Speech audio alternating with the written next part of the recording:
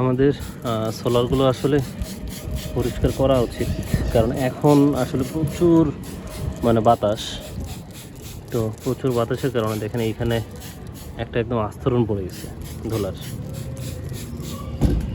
তো আমি খেয়াল করলাম যে আমার সোলারের যে পাওয়ার আউটপুটটা আছে সেটা অনেক কম।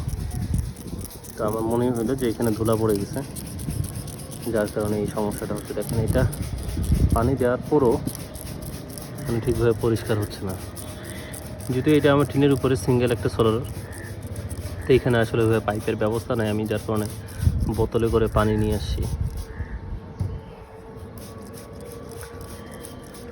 এটা অবশ্যই আমি বলবো যে অন্তত এই সময়গুলোতে আপনাদের সোলারটাকে পরিষ্কার করা উচিত।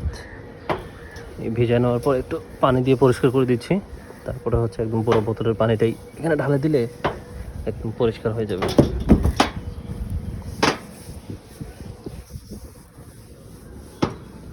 একদম কাদা হয়ে গেছে এই জায়গাটা।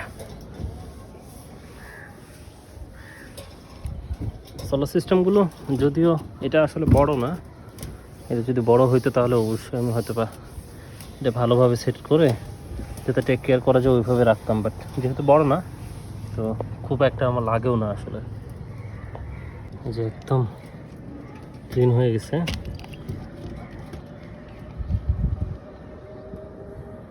এটা আমার ছাদ বা অন্য এখন আবার ভালো হইতো, যেহেতু টিন শেড তাই আসলে আমার জন্য পরিষ্কার করাটা একটু কষ্টই হয়। আর আমি কিন্তু এই প্রথম পরিষ্কার করলাম, এর আগে তো বৃষ্টি টিষ্টি পানি দিয়ে ধুয়ে যেত।